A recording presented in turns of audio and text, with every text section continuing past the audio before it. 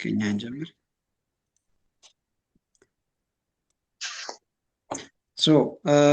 ለማስታወስ ያክል ትላንት ዲስከስ ስናደርግ ኢትዮጵያ ውስጥ በተለያየ አካባቢዎች ላይ የነበሩ መንግስታትን በተለይ በጥንት ዘመን በኢትዮጵያ በመንግስት አመሰራረት ወይንም በመንግስት አወቃቀር ላይ የነበሩ የተለያዩ አይነት በኢትዮጵያ ላይ በደቡብ በምዕራብ እና በምስራቅ የነበሩ አንዳንድ መንግስታትን ለማንሳት ሞክረን ነበር። ዛሬ ከዛ የቀጠለውን ነው ዲስከስ የምናደርገው። በዋናነትም የጎንዶሪያን ፔሪድ በስፋት የምንዳስሰው ይሆናል። እዚህ ላይ የምናገኘው የጎንዶሪያን ፔሪድ የሚባለው የአንድነት ድምፅ ይሰማል። አይ ቲንክ እስቲ ድምፅህን ሚውት አድርግ አንድነት።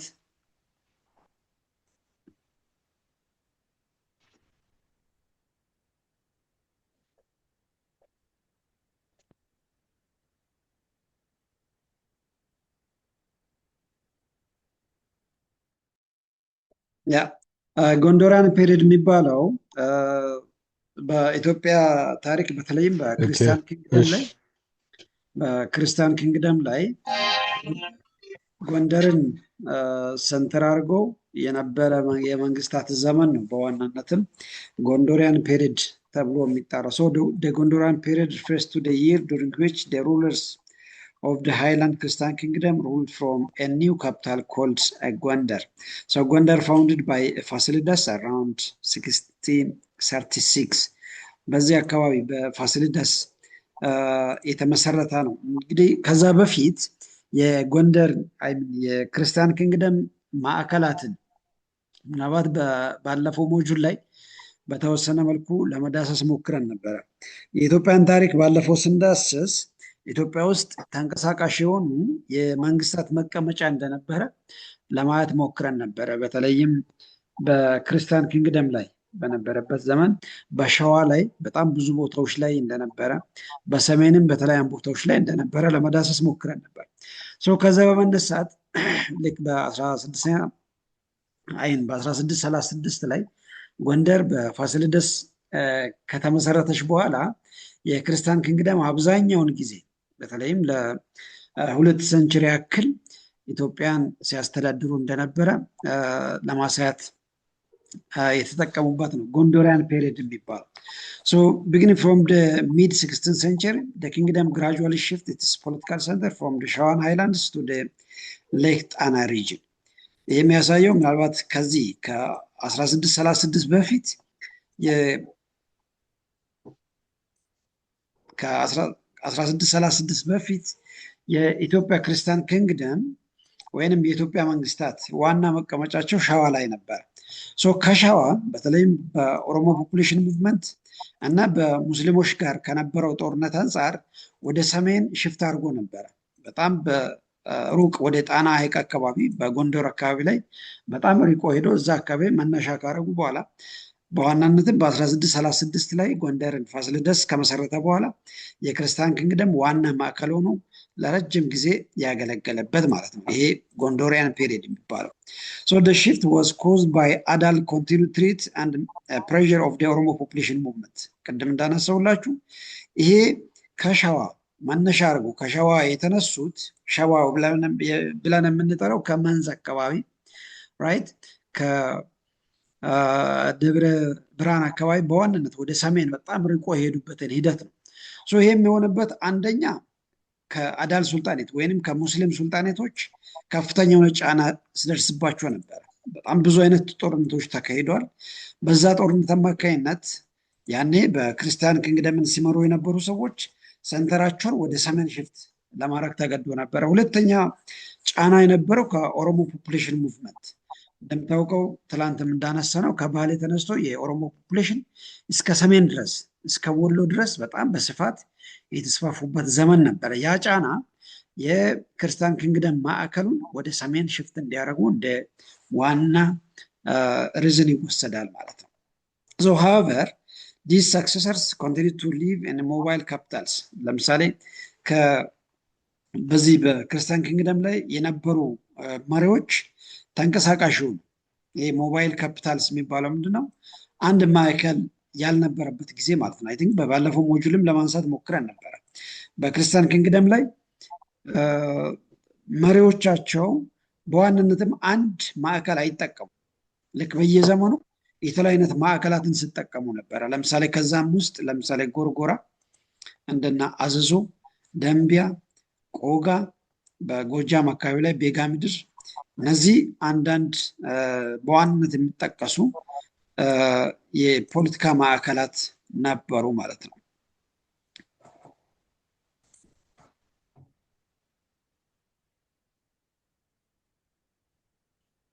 ራይት ሶ ምናልባት ጎንዶሪያን ፔሪድ በዋናነት የመጣው ልክ እንደዚህ አይነት ሂደቶች እነዚህ ሂደቶች ካለፉ በኋላ ነበረ። ልክ ይሄ በፖፑሌሽን ሙቭመንት በተለይም በኦሮሞ ፖፑሌሽን ሙቭመንት እና በአዳል ጫና ምክንያት ይሄ አዳል ሱልጣኔት የሚባለው የሙስሊም ሱልጣኔት ነበረ። ጦርነት ካደረገ በኋላ ከክርስቲያን ኪንግደም በጣም ሰፊ ጦርነቶችን ካደረገ በኋላ ክርስቲያን ኪንግደም ወደ ሰሜን በጣም በስፋት ርቆ ሄዶ ነበር። በዛ ምክንያት የተከሰተበት እንደማለት ነው። ጎንደር was strategically located on the long distance trade routes linking southwestern region with መጸዋ on the Red Sea and መተማ on the Ethio-Sudan's border። እንደምታውቀው ጎንደርን ዛሬም ድረስ በስፋት የሚታወቀው ለሱዳን በጣም ቅርብ ነው። ልክ ኢትዮጵያ ከሱዳን ጋር በሚያዋስነው ወይንም በመተማ በኩል ከሱዳን ጋር በሚያዋስነው የንግድ መስመር እና ልክ ከዛ የመጣው ወደ ቀይ ባህር በሚወስደው እዛ ንግድ መስመር ላይ ነው ተመስርቶ የምናገኘው። ጎንደር እዛ ቦታ ላይ አሁን ያለችበት ቦታ ያኔ እነ ፋሲለደስ እንዲመርጡ ምክንያት ከሆኑ ሪዝኖች አንደኛው ልክ በሎንግ ዲስታንስ ትሬድ ላይ ዋና መገናኛ ሆኖ ያገለግል ነበር። ያ ማለት ልክ ከሱዳን የሚመጡ ነጋዴዎችና ልክ ወደ ምጽዋ ወደ ቀይ ባህር የሚሄዱ ነጋዴዎች የሚገናኙበት ቦታም ሆኖ ያገለግል ነበር። ፋሲለደስ ያንን ቦታ እንደ ዋና ሰንተር አድርጎ የመሰረተበት ሌላኛው ሪዝን ይሄ ነው ተብሎ ይገመታል በታሪክ። establishment as a permanent capital city ended the tradition of the ruling from temporary capitals። ምናልባት ከጎንደር በፊት በኢትዮጵያ ታሪክ አንድ ቋሚ የሆነ የመንግስት መቀመጫ የሚባል ቦታ አይታወቅም። ነገር ግን ጎንደር ለመጀመሪያ ጊዜ ነው በ1636 ላይ ፋሲለደስ ሲመሰርት የኢትዮጵያ መንግስታት የመጀመሪያ ካፒታል ሆኖ በታሪክ አንድ ቋሚ መቀመጫ ሆኖ ማገልገል የጀመረው ማለት ነው። ጎንደር continued to serve as a political center for the next 2 centuries። ቅድም መነሻ ላይ ለማንሳት እንደሞከር ነው ለ2 ሴንቸሪ ያ ማለት ለ200 ዓመታት እንደ አንድ የፖለቲካል ሴንተር ሆኖ አገልግሏል ተብሎ ይገመታል። ለ200 ዓመታት ከ1636 እስከ 1980ዎቹ ድረስ እስከ 1890ዎቹ ድረስ በጣም ለሰፊ ዘመናት እስከ ለ2 ሴንቸሪ ያክል አገልግሏል ተብሎ ይገመታል። ጎንደር becomes known for its architecture። እንግዲህ ኢትዮጵያ ውስጥ መንግስታት ያለመዱት አንድ የግንባታ ስነ ጥበብን ለኢትዮጵያ ያስታወቀበትም ሰንተር ነው። እንግዲህ እዚህ ጋር እንደምትመለከቱት ይሄ የጎንደር ፋሲለደስ ግንብ ነበረ። ይሄ ፋሲለደስ ያሰራው የመንግስት ቤተመንግስት ያኔ የኢትዮጵያ ቤተመንግስት ወይም የኢትዮጵያ ክርስቲያን ኪንግደም ቤተመንግስት ሆኖ አገልግሏል። እስካሁንም ድረስ ምናልባት እንደ አንድ የቱሪስት ማሲብ ሆኖ ያገለግላል። የኛው የተሰራው ልክ በዚህ በፋሲለደስ በነገሰበት ዘመን ላይ ነበረ። ከ1636 እስከ 1667 ድረስ ባለው ጊዜ ውስጥ ነው የተገነባው። ከዛ ጊዜ ጀምሮ የተገነባው ይሄ የመንግስት መቀመጫ የነበረው ቦታ እስካሁንም ድረስ እንደ አንድ የቱሪስት ማሲብ ሆኖ ያገለግላል። ይሄ ያኔ የጎንዶሪያን ፔሪድ ለኢትዮጵያ ካበረከቱ የግንባታ ስነ ጥበብ ስራዎች አንደኛው። ይህም ምናልባት ጠቅለል ባለ መልኩ በኢትዮጵያ ታሪክ የግንባታ ስነ ጥበብን ለኢትዮጵያ ያስተማረበት ዘመን እና መንግስት ተብሎ ይወሰዳል የጎንደሪያን ፔሪድ። በጎንደራን ፔሪድ ከነገሱ መንግስታት በጣም ታዋቂ ከሚባሉት ዮሐንስ ደፈርስት፣ ኢያሱ ደፈርስት እና ፋሲለደስ በጣም በስፋት የሚጠቀሱ ናቸው። እነዚህ በጣም ጠንካራ የነበሩ መሪዎች፣ በእርግጥ በጣም ብዙ አይነት መሪዎች ነግሷሉ በጎንደራን ፔሪድ ላይ።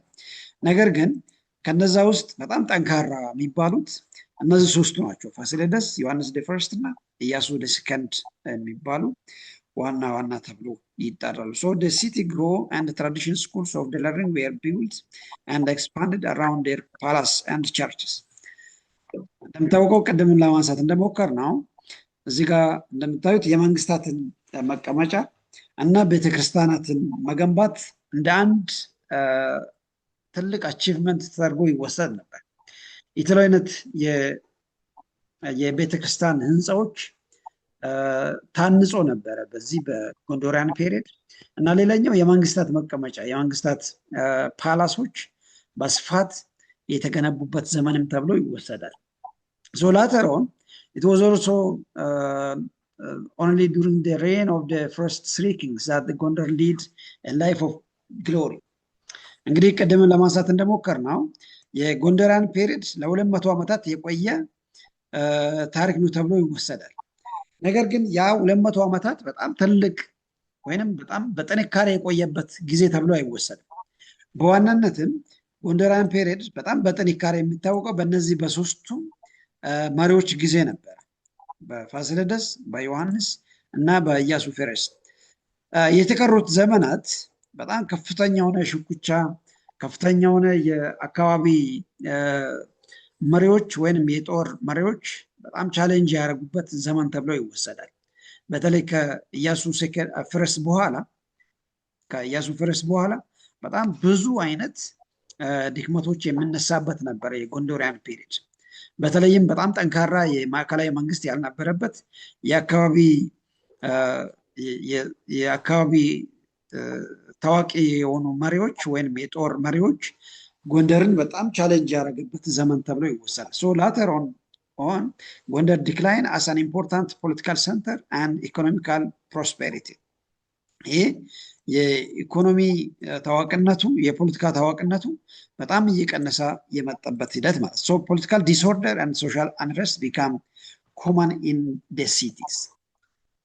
ልክ ከዚህ ከኢያሱ ከመጀመሪያ ኢያሱ በኋላ ከ1706 በኋላ በጎንደር ላይ በጣም ከፍተኛ የሆነ አለመረጋጋቶች እና ማዕከላዊ መንግስቱ በጣም የተዳከመበት፣ ያኔ ልክ በክርስቲያን ኪንግደም ላይ ዋና መሪ የነበሩ ሰዎች ስልጣናቸው ምናልባትም በአግባብ ኤክሰርሳይዝ የማያደርጉበት ዘመን ተብሎ ይወሰዳል። በአጠቃላይ በከተማ ሲታወቅ የነበረው በጣም ሰፋፊ ዲስኦርደር እና ከፍተኛ የሆነ አለመረጋጋት በስፋት ሲታወቅበት የነበር ጊዜ ተብሎ ይወሰዳል። the Gondaran monarch couldn't keep its former political power. ምክንያቱም በከተማ ውስጥ እና ከዙሪያ የመጡ የተለያዩ አይነት የጦር መሪዎች ከተማውን ቻሌንጅ ያደረጉና የማዕከላዊ መንግስት ወይም የሞናርኩ ወይም የነገስታት ስልጣን በአግባቡ ኤክሰርሳይዝ ማድረግ ያልቻሉበት ጊዜም ተብሎ ይወሰዳል። following the assassination of Iyasu the First in 1706, the imperial court itself had to be guarded by the powerful warlords with regional bases. እንግዲህ እንደምታወቀው ይሄ የኢያሱ the First በ1706 ላይ ከስልጣን እንዲወገድ ወይንም ስልጣኑን እንዲያጣ የተደረገበት ዘመን ነበር። ራይት ከዛ ጊዜ ጀምሮ ዋና መሪዎች ከዙሪያ መጥቶ ይመሩ ነበር። ለምሳሌ ራስ ሚካኤል ሲኦል የሚባል ከትግራይ መጥቶ ጎንደርን ሲያስተዳድር ነበር። በእርግጥ ራስ ሚካኤል ሲኦል በምንትዋብ ተጋብዞ ነበር ጎንደርን መጥቶ ሲያስተዳድር ነበር። ለምንድን ነው ምንትዋብ ሚካኤል ሲኦልን የጋበዘችው? በከተማ ውስጥ ከፍተኛ የሆነ ጦርነት፣ ከፍተኛ የሆነ ግጭት ሲበዛ እሷም ማረጋጋት ካለመቻል የተነሳ ዙሪያ ላይ ካሉ በጣም ጠንካራ ጦር መሪዎችን ጋብዛ አካባቢ እንዲያረጋጉ ሲታደርግ ነበር። ከዛ በኋላ ኢያሱ ፈርስት በ1706 ላይ በራስ ሚካኤል ሲሆን ተወግዶ ስልጣኑን ለሌላ ከአካባቢ ለመጡ መሪዎች ሰጥቶ ነበረ። ዘንድ ጎንደራን ፔሪድ ከዛ ጊዜ ጀምሮ በጣም በከፍተኛ መጠን መዳከም አሳይቶ ነበር ማለት ነው። So the last stage of the Gondorian period was dominated by the growing power and importance of ቋራ born woman called እቴጌ ምንትዋ። እቴጌ ምንትዋ ብለን የምንጠራት የነ ኢዮአስ የነ ኢያሱ ፈርስት እናት ተብላ የምትወሰድ የበካፋ ባለቤት ምናልባት በታሪክ ታውቁታላችሁ ተብላ የምትወሰድ ናት። እቴጌ ምንትዋ የምትባለው ልክ በካፋ ከሞተ በኋላ ስልጣንን ኤክሰርሳይዝ ማድረግ ጀምራ ነበር ከ1721 በኋላ ዘንድ እሷ ስልጣን ከያዘች በኋላ በጎንደር ላይ በጣም ከፍተኛ የሆነ መረጋጋቶች የማይታዩበት ዘመን ነበር። ያንን አለመረጋጋትን ለመቀነስ እቴጌ ምንትዋ ምንድነው ያደረገችው? አንዱ እርምጃ ራስ ሚካኤል ሲሁልን ከትግራይ ጋብዛ ጎንደርን እንዲያረጋጋ እድል ሰጥተ ነበር። ኦፍኮርስ ራስ ሚካኤል ሲሁን በጣም ጠንካራ መሪ ነበረ። በቀይ ባህር አካባቢ ላይ ከፍተኛ ጦር አደራጅቶ የነበረ ሰው ነው። ወደ ጎንደር መጥቶ ጎንደርን እንዲያረጋጋ እድል ያገኘበት ነበር ማለት ነው።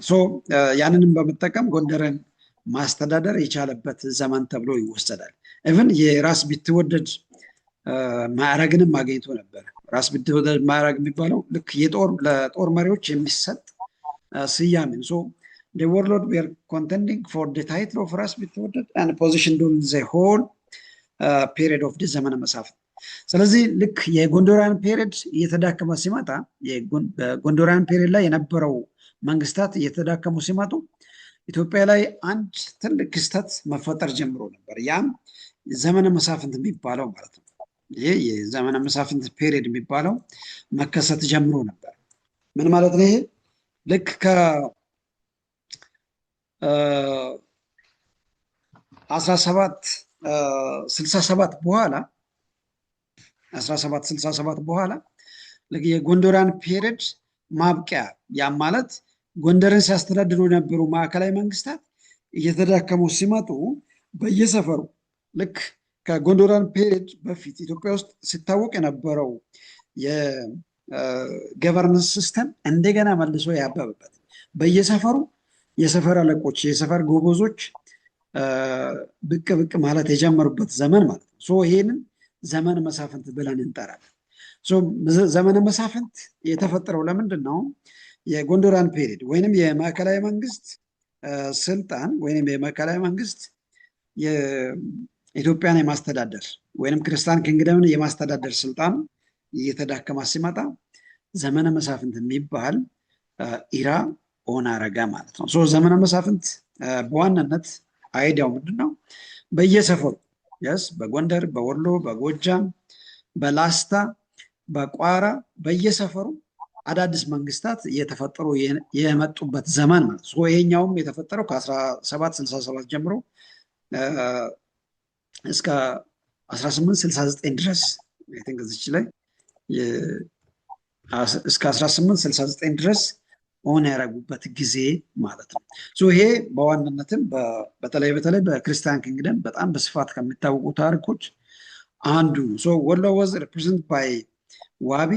ምናልባትም ይሄ የዘመነ መሳፍንት ዘመን በሰሜን ኢትዮጵያ ላይ በተለይም በአማራ ክልል አካባቢ ላይ በወሎ፣ በጎጃም፣ በጎንደር እና በላስታ በጣም ታዋቂ የሚባሉ የሰፈር አለቆች የተፈጠሩበት ይሄ ምናልባትም ብዙ ጊዜ የታሪክ ጸሐፊዎች ምን ይላሉ? ሽፍታዎች በየሰፈሩ የተለያዩ ሽፍታዎች ጦርን አደራጅተው እየመሩ ያንን ሴንትራል መንግስት ወይንም የጎንደርን መንግስት ያዳከሙበት ዘመን ተብሎ ይጠቀሳል። ያ ደግሞ እርስ በርሳቸው በየሰፈሩ የተለያዩ አይነት ግጭቶችን ሲያካሂዱ ነበር። ይሰማችኋል አይደል? ይሰማል ትችል ይሰማል። ከነዛ ውስጥ ምናልባትም በጣም ታዋቂ ከሚባሉት አንደኛው ራስ ሚካኤል ሲሁል የሚባለው ነው። ይሄ ትግራይን ሲያስተዳድር ነበረ። አንዱ መሪ ነበረ በዘመነ መሳፍንት። ያንን እንዲያረጋጋ ቅድም ለማንሳት እንደሞከርኩት እቴጌ ምንትዋብ ንጉስ በካፋ ባለቤት ማለት ነው። ልክ ጎንደርን እንዲያረጋጋ ጋብዛ ከትግራይ እንደምታውቀው የራስ ሚካኤል ሲውል ትግራይን ሲያስተዳድር ነበረ። ትግራይ እንደምታውቀው ለቀይ ባህር በጣም ቅርብ አካባቢ ነበረ።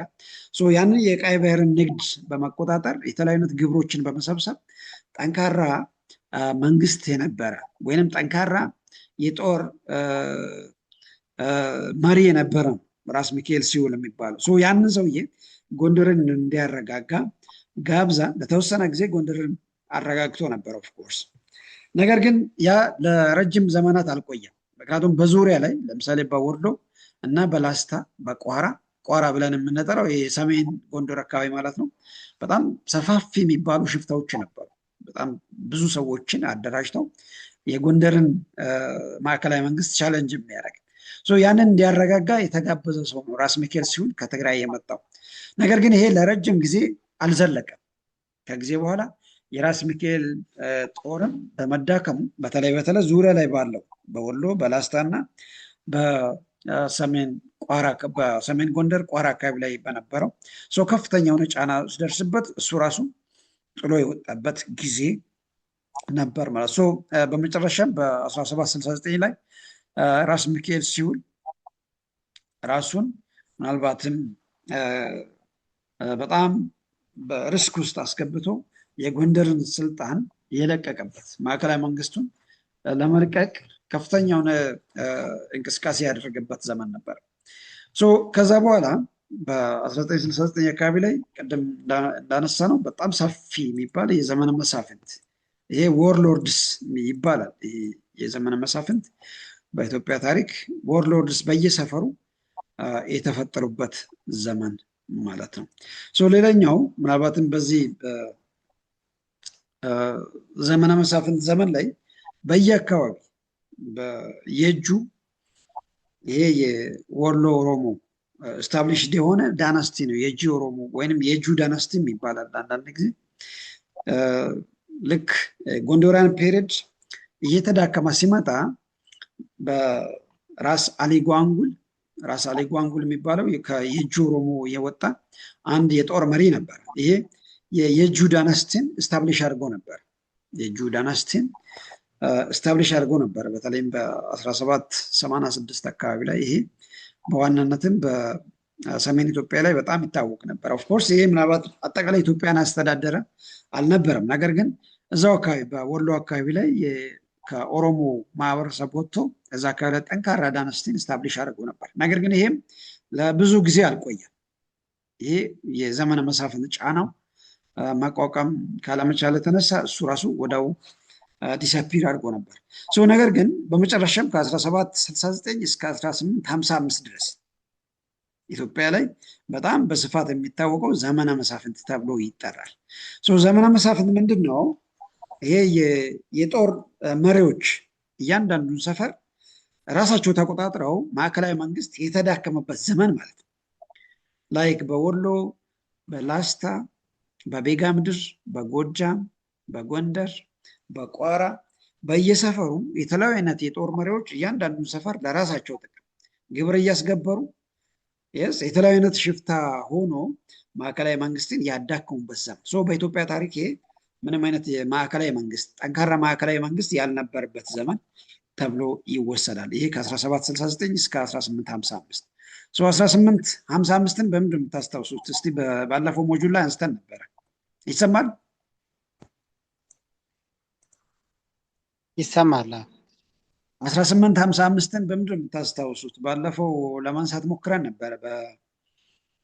በኢትዮጵያን ሂስትሪ እስከ 1855 ድረስ አይተን ነበር። ከ1500 እስከ 1855 ድረስ በምን ታስታውሱታላችሁ? አቶ እርመኮ እስቲ ይሞክራሉ? አላስታውስኩም ቲቸር። ኦኬ፣ በጣም አሪፍ። 1855 ያኔ ዲስከስ ያደረግነው ምንድነው? ልክ በኢትዮጵያ ታሪክ ማዕከላዊ መንግስት ብለን የምንጠራው ምንድነው? ልክ ያኔ በየጁ፣ በላስታ፣ በቤጋ ምድር፣ በወሎ፣ በጎጃም፣ በሸዋ የተለያዩነት መንግስታት የነበረው ያ ነገር ቀርተው እነዛን በአጠቃላይ አንድ ላይ አድርጎ ራይት አንድ ላይ አድርጎ ማስተዳደር የተጀመረበት ዘመን ነው። ይሄ 1855 ተብሎ የሚጠራው ማን ነበረ የጀመረው? ቴዎድሮስ አፄ ቴዎድሮስ ለመጀመሪያ ጊዜ የኢትዮጵያን አንድ አድርጎ ለመምራት በተለይም በእነዚህ በተከፋፈሉ አካባቢ ላይ የነበረውን ወርሎርድስ ወይንም የጦር አለቆችን አሸንፈው አንድ ላይ አድርጎ የኢትዮጵያ መንግስት ሆኖ የተሰየመ ጊዜ ነው 1855 ተብሎ የሚወሰደው። ይህም ቴዎድሮስ ለመጀመሪያ ጊዜ የኢትዮጵያ መሪ ሆኖ የነገሰበት ማለት ነው። ሌላኛው ምንድን ነው? የኢትዮጵያ ዘመናዊ ታሪክ የጀመረበት ጊዜ ምናልባት ታሪክ በደንብ አፕሪሺየት የምታደርጉ ከሆነ የኢትዮጵያን ሞደርን ሂስትሪ የጀመረበት ጊዜም ተብሎ ይወሰዳል 1855። በእነዚህ በሁለት ደማቅ ታሪኮች ይታወቃል። 1855 ምን ማለት ነው? ኢትዮጵያ በአንድ ማዕከላዊ መንግስት እንደገና ልክ ያኔ በክርስቲያን ኪንግደም በጎንደራን ፔሪድ የነበረው ማዕከላዊ መንግስት በዘመነ መሳፍንት ተዳክሞ ነበር። ዘንድ ከዛ በኋላ ተመልሶ በ1855 ላይ እንደገና አንድ ማዕከላዊ የኢትዮጵያ መንግስት የተመሰረተበት ዘመን ተብሎ ይወሰዳል።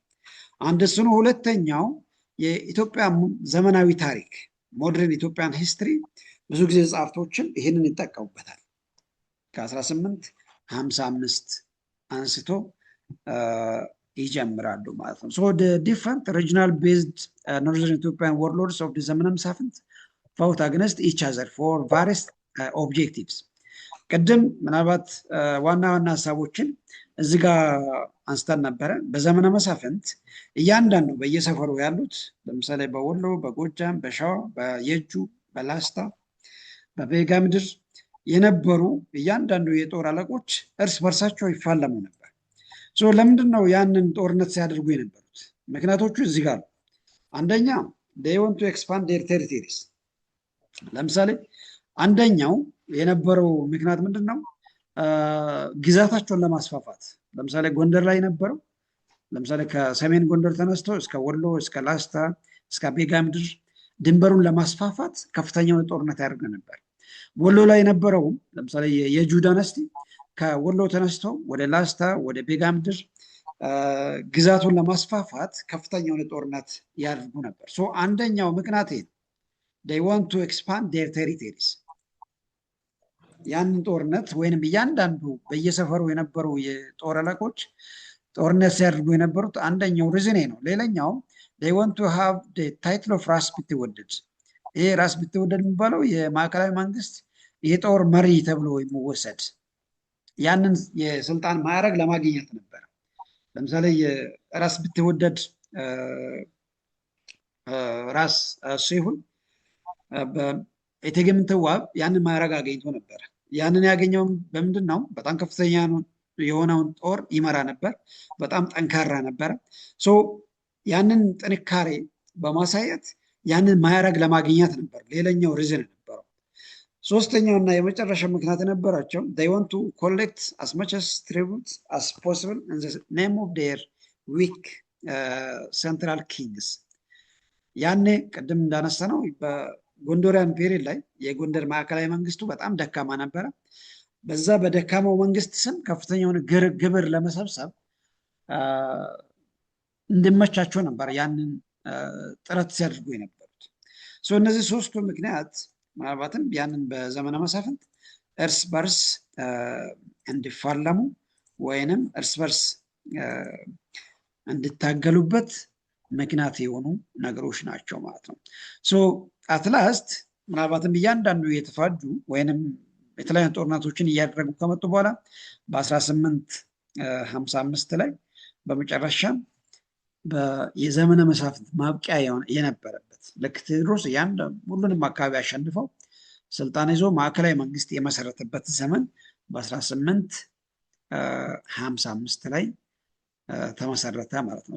the continuous war of the ዘመነ መሳፍንት also affect the development of the trades። በዘመነ መሳፍንት ዘመን ላይ ኢኮኖሚው፣ ፖለቲካው፣ ማህበራዊ ጉዳዮች በጣም በብዙ ሂደት ተጎድቶ ነበረ። የክርስቲያን ኪንግደም ለምሳሌ ከፍተኛ የሆነ ግብር ያስከፍል ነበር ከዜጎች። እናም የተለያዩ አይነት የተፈጥሮ ሀብቶችን ለምሳሌ የወርቅ የተለያዩ አይነት የባሪያ ንግድ ይሳተፉ ነበረ።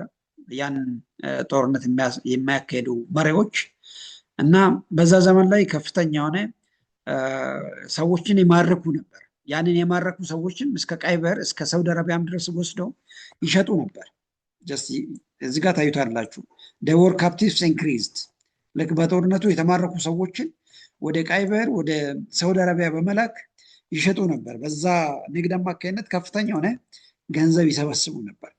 and there is also ዘመነ መሳፍንት also had undermined the sense of nationalism በዘመነ መሳፍንት ዘመን ላይ ኢትዮጵያዊነት የሚባለው ወይም ማዕከላዊ መንግስት የሚባል ነገር አልነበረም። አንዱና ትልቁ ኪሳራ የነበረው ይሄ ነው።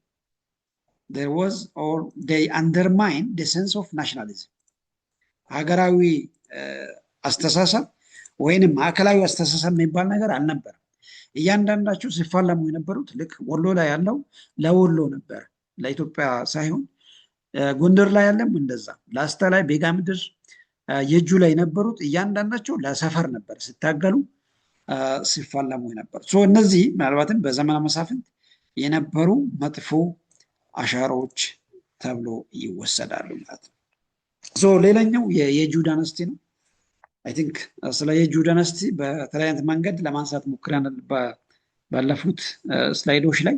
ይሄ ልክ የጎንደራን ፔሪድ ላይ የነበረው የጎንደር ማዕከላዊ መንግስት ሲዳከም በወሎ ላይ የተመሰረተ አንዱ ዳይናስቲ ነው የጁ ዳይናስቲ የሚባለው። ይሄ በዋናነትም በኦሮሞ ማህበረሰብ የተፈጠረ ነበር። ያንን የጁ ዳይናስቲ የመሰረተው ሰውዬ አሊ ጓንጉል የሚባል ወይንም አሊ ዲ ፈርስት ይባላል። አሊ ዲ ፈርስት ወይንም አሊ ጓንጉል ተብሎ ይጠራል። የጁ ዳይናስቲን የመሰረተ ሰውዬ ማለት ነው።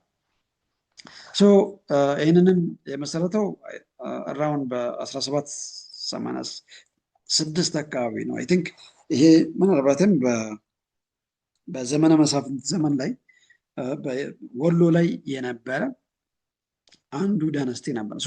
ልክ እንደዚህ አይነት ዳይናስቲዎች በላስታ ላይ፣ በቤጋ ምድር ላይ፣ በቋራ ላይ እያንዳንዱ የሰፈር አለቆች ስታብሊሽ አድርጎ ነበር።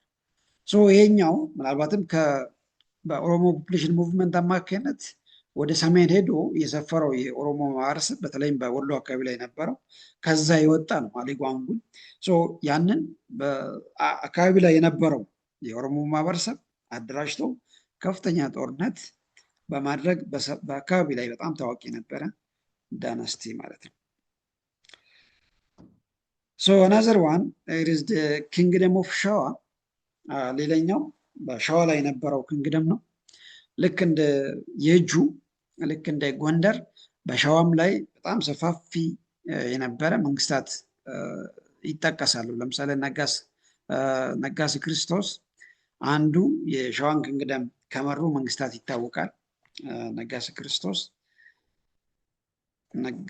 ነጋሲ ክርስቶስ የሚባሉ እንደምታውቀው ያኔ የቸርችና የመንግስታት ውህደት የነበረበትና ብዙ አይነት ስሞች ደግሞ ከዛ ከቸርች በመውሰድ ስያሜ ሲሰጡ የነበሩበት።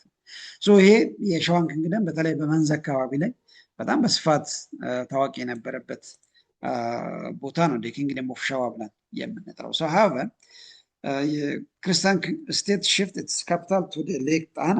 ቀደም መነሻ ላይ ሌክ ወደ ጣና ሐይቅ አካባቢ ላይ ከሸዋ ሽፍት ከማድረጉ በፊት የነበረበት ቦታ ነው። ይሄ የሸዋን ኪንግደም ብለን የምንጠራው። ከሸዋ ክርስቲያን ኪንግደም ወደ ሰሜን ሽፍት ያደረገው በዋናነትም ቅድም እንዳነሳ ነው በኦሮሞ ፖፑሌሽን ሙቭመንት as well as the war against from the Adal Sultanates or from the Muslim Sultanates. ከዛ በፊት ግን በሸዋ አካባቢ ላይ በመንዝ አካባቢ በጣም ብዙ አይነት የክርስቲያን ኪንግደም አስተዋጽኦን ማት እንችላለን ማለት ነው። በአጠቃላይ ስለ ቻፕተር 8 ያንን ይመስላል። ምናልባት ወደዚህ ከማለፋችን በፊት የምታነሱት ሀሳብ በእርግጥ እችኛው ቻፕተር 9 ነች። ይሄ ከትላንትና የቀራ ነው። if you have any ideas በአጠቃላይ በዚህ በጎንደራን ፔሪድ ያየነው ምንድነው? ማዕከላዊ መንግስት ጅምር ወይንም ጭላንጭል የታየበት ጊዜ ነው። ነገር ግን መልሶ ያን የጎንደራን ፔሪድ ከ1636 በኋላ እንደገና የተዳከመበት ዘመን ነበር። ለምንድን ነው የተዳከመው? ጎንደራን ፔሪድ በየሰፈሩ ብለን የምንጠራው እዛው በሰሜን ኢትዮጵያ አካባቢ ላይ ላይክ ጎንደር፣ ላስታ፣ ቋራ፣ ቤጋ ምድር፣ ወሎ በየሰፈሩ በጣም ትላልቅ ዳይናስቲዎች ተመስርተው ሴንትራል መንግስት የተዳከመበት ዘመን ነው። ዘንድ ከዛ በኋላ ጎንደራን ፔሪድ እንደገና መልሶ እንደ መጥፋት አይነት ልክ ከዛ በኋላ ምን መጣ? ዘመነ መሳፍንት የሚባል ኢትዮጵያ ላይ በየሰፈሩ የተለያዩ አይነት መንግስታት የተመሰረተበት። ከዛ በኋላ ደግሞ በ1855 ላይ ቴዎድሮስ በመጣት ያን የሰፈር ሁሉንም መንግስታት አሸንፈው አንድ ማዕከላዊ መንግስት ያቋቋሙበት ጊዜ ማለት ነው። ኢፍ ዩ ሃቭ የምታነሱት ሀሳብ ካለ ምናልባት ወደዛ ከማለፋችን በፊት ቲቸር አንድ ጥያቄ አለኝ ነኝ። እሺ፣ የኢትዮጵያ ማዕከላዊ መንግስት በጎንደር ላይ የነበረው ከፋሲል ንግስና ምክንያት ነው ወይስ እንዴት ነው እዛ ሊሆን የቻለው? ምናልባት አሁን ቀጣይ በመጨረሻ ቻፕተር ላይ ላሳያችሁ እችላለሁ። በመጨረሻ ዩኒት ላይ እናገኛለን። ልክ እንደ ዛሬ የኢትዮጵያን ድንበር ከሰሜን እስከ ደቡብ ከምዕራብ እስከ ምስራቅ ያለውን ቦታ አንድ ላይ አድርጎ የሚመራ ማዕከላዊ መንግስት አልነበረም። በእርግጥ ያን ያላረጉበት አንዱ ምክንያት ምንድነው? ቴክኖሎጂ፣ የመንግስታት አቅምም ጭምር ነው። ኢቭን ዛሬ የምናውቃቸው ሁሉም የኢትዮጵያ አካባቢዎች ሁሉም የምናውቃቸው ለምሳሌ ጋምቤላ ጥግ፣ ቤንሻንጉል ጥግ፣ ሶማሊያ፣ አፋር ምናልባት የኛን የማዕከላዊ ኢትዮጵያን ተዉት፣ እነዛ ጫፍ ላይ ያሉ አካባቢዎች በማዕከላዊ ስር ላይ አይተዳደሩም ነበር። ለምንድን ነው? ማዕከላዊ መንግስት የሚባል አልነበረም። በየሰፈሩ የተለያዩ አይነት ጥቃቅን መንግስታት ነበሩ። ስለሆነም በየሰፈሩ የነበሩ ጠንካራ የጦር መሪዎች የሰፈሩ እዛው ሰፈር ላይ ያሉ አካባቢዎችን ይመሩ ነበር። ነገር ግን አጠቃላይ ኢትዮጵያን አንድ ላይ አድርጎ የሚመራ አንድ ጠንካራ ማዕከላዊ መንግስት አልነበረም። ያንን ኮንሰፕት ያስጀመረው በተለይ በጎንደሪያን ፔሪድ ፋሲለደስ ነበር። ፋሲለደስ ትንሽ ሙሉ ኢትዮጵያ ሳይሆን እዛው እንደው ዙሪያ ላይ ያሉትን የላስታን፣ የቤጋ ምድር፣ የወሎ፣ የጎጃም አንድ ላይ አድርገው ፋሲለደስ መምራት ጀምሮ ነበር። ነገር ግን ያ ለረጅም ጊዜ መዝለቅ አልቻለም። ለምን? ያንን ሲያርጉ የነበሩ መንግስታት በጣም በጥንካሬ መቀጠል አልቻሉም። በተለያዩ አይነት ምክንያቶች ዘንድ ምን መጣ? እያንዳንዱ አካባቢ ላይ የነበሩ የጦር አበጋዞች ወይም የጦር መሪዎች የየራሳቸውን ሰፈር ማስተዳደር ጀመሩ። እንደገና ማዕከላዊ መንግስትነቱ ፈርሶ ማለት ነው። በኢትዮጵያ ላይ በጣም ሰፊውን ዘመን የሚሸፍነው ይሄ ነው። ማዕከላዊ መንግስት እንደውም በጣም የቅርብ ጊዜ ነው። በምኒልክ አካባቢ በ1898 አካባቢ ነው ማዕከላዊ መንግስት ተሟልቶ ኢትዮጵያን ማስተዳደር የተጀመረው። ነገር ግን ከዛ በፊት ጅምር ነገሮች ነበሩ። ለምሳሌ በእነ ቴዎድሮስ ዘመን ላይ፣ በመጨረሻም በሞደርን ኢትዮጵያን ስቴት ፎርሜሽን ማብቂያ ያገኘው በምኒልክ ዘመን ነበር በ1898 አካባቢ ላይ። ያ ለምን ሙሉ ኢትዮጵያን አንድ አድርጎ መምራት የጀመሩት የምኒልክ ዘመን ነበር ማለት ነው። አግኝተኛል? ታንክ ዩ ቲቸር። ራይት ኦኬ። ሌላ ተመስገን። አቤት ቲቸር። ኦኬ አላችሁ? አንድ አለኝ አንድ ጥያቄ ነበረ። እሺ፣ አሁን ጎንደሪያን ፕሬድ ጊዜ ለምሳሌ አፄ ዮሐንስ አሉ አይደል? አፄ ዮሐንስ ትግሬ ናቸው። እሳቸው እንዴት አሁን ማዕከላዊ ኢትዮጵያ ጎንደሪያን ፕሬድ ጊዜ የነገሱት ነገስታት አሁን ኢትዮጵያን አጠቃላይ ኢትዮጵያን ማስተዳድሩ ከሆነ የእሳቸው ሰፈር ትግሬ እንዴት መጡ? በጦር ወይስ እንዴት ሊመረጡ ቻሉ? ጎንደር መጥተው ያ የሆነበት ምክንያት ለምንድን ነው? ለምሳሌ በጎንደሪያን ፔሪየድ ላይ ጎንደርን ሲያስተዳድሩ የነበሩ ማዕከላዊ መንግስት ወይንም ንጉሱ ሲዳከም ዙሪያ ላይ ያሉትን ይጋብዝ ነበር። በተለይም በጥንካሬ የሚታወቁ መሪዎችን። ከነዛም ውስጥ አንደኛው ዮሐንስ እንደውም በኋላ የመጣ በጣም ከቆይታ በኋላ በጣም ከረጅም ጊዜ የመጣ ነው። ነገር ግን ከዛ በፊት ራስ ሚካኤል ስዩል የሚባል ከትግራይ ተጋብዞ ራስ ሚካኤል ስዩል ለምንድን ነው ምንትዋብ ራስ ሚካኤል ስዩልን ወደ ጎንደር ያመጡት? ጎንደር ላይ ከፍተኛ የሆነ ግጭት ነበር። ግጭቱ ምንድነው? ዙሪያ ላይ ያሉ የጦር አበጋዞች የጎንደርን ማዕከላዊ መንግስት ሲያስጨንቁ ነበረ። ማዕከላዊ መንግስትነቱን ለመቆጣጠር ወይንም ያንን ስልጣን ለመውሰድ ቻሌንጅ ያደርጉ ነበር። ያንን ለመቋቋም ነበር መጀመሪያ የጋበዘችው እቴጌ ምንትዋብ ራስ ሚካኤል ስዩልን የጋበዘችው በዛ ምክንያት። ነገር ግን በኋላ እሱ ስልጣኑን እያሳደገ መጥቶ ጎንደርንም እንደ ማስተዳደር አድርጎ ነበር። ልክ ኢዮአስን ካስወገደ በኋላ ራሱ ጎንደርን ማስተዳደር ችሎ ነበር። በእንደዚህ አይነት ምክንያቶች ይመጡ ነበር። ምናልባት በመጨረሻ ቻፕተር ላይ አሳያቸዋለሁ። ሌሎችን ለምሳሌ የዮሐንስ ፈረስትንም ጭምር አንድ ላይ አሳያቸዋለሁ። በአካባቢ ላይ ጠንካራ የነበረ የጦር መሪ አካባቢውን በሙሉ የማስተዳደር እድል ነበረው። ለምን? አካባቢ ላይ የነበሩት በጣም ጥቃቅን መንግስታት ናቸው። ነገር ግን የተሻለ ስልጣን አለው፣ የተሻለ ወታደር አለው። እነዛን አሸንፎ የማስተዳደር እድል ነበራቸው ማለት ነው። በእንደዚህ አይነት ምክንያቶች እነሱ አካባቢውን በስፋት በተለይ ሰሜን ኢትዮጵያ ላይ ከፍተኛ የሆነ የፖለቲካ ጫና ማሳደር ችሎ ነበር ማለት ነው። የስ ምናልባት አዲስ ቻፕተር ነው። አይ ቲንክ ቀጣይ ብንቀጥል ይሻላል። አሁን ትንሽ ሰዓት ነው ያለን፣ ብዙ ላንገፋ ስለምንችል አይ ቲንክ በዚህ እናበቃለን ስለ ዛሬ።